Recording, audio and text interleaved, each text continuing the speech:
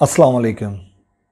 मैं हूं हकीम मोहम्मद शुएब। निज़ाम शिफा खाना यूट्यूब चैनल को सब्सक्राइब करें, इस वीडियो को लाइक करें, शेयर करें और बेल आइकन पर ज़रूर क्लिक करें ताकि हमारे आने वाली तमाम वीडियोस आपको बर वक्त मिलती रहें। व्यूअर्स, आज आपके सामने एक बहुत सिंपल सी चीज़, बहुत सादा सा नुस्खा लेके आया हूँ जो कि हर घर में ये चीज़ें मौजूद होती हैं और हर घर में बैठ के तैयार किया जा सकता है। हर घर में कोई ना कोई मरीज़ मैदे का होता है और अक्सर घर में जो बुज़ुर्ग होते हैं 50-60 साल की उम्र वाले, उनको मैदे का अक्सर तेज़ाबियत और गैसेस का मसला होता है। ठीक है, उनके लिए ये बेहतरीन चीज़ है। इसमें ये सिर्फ 4 चीज़ें हैं जो कि आपकी किचन में मौजूद है।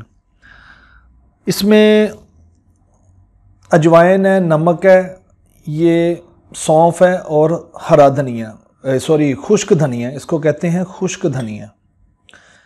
ये खुश्क धनिया है। ये 4 चीज़ें हो गई हैं और इसका जो है ये धनिया 50 ग्राम लेना है और ये 20 और 20, तीनों चीज़ें 20 और हरा धनिया 50 ग्राम।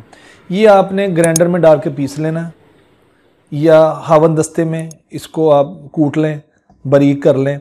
हर खाना खाने के बाद छोटा चम्मच जो है वो आधा छोटा चम्मच वो इस्तेमाल करें पानी के साथ, सुबह दोपहर शाम।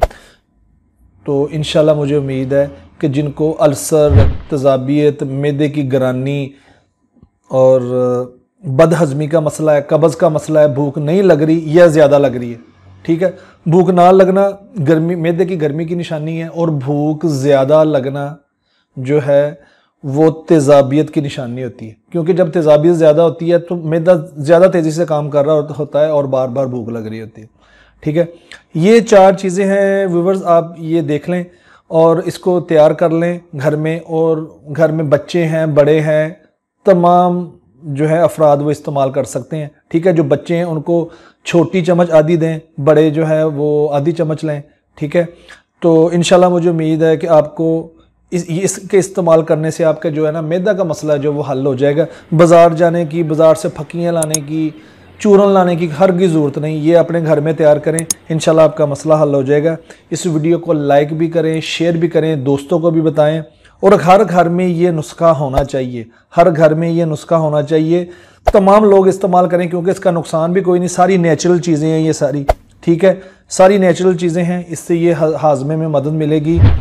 और जो बच्चे, कुछ छोटे बच्चे जो घर में खाते पीते नहीं हैं कुछ, उनको भी ये फ़ायदा देगी।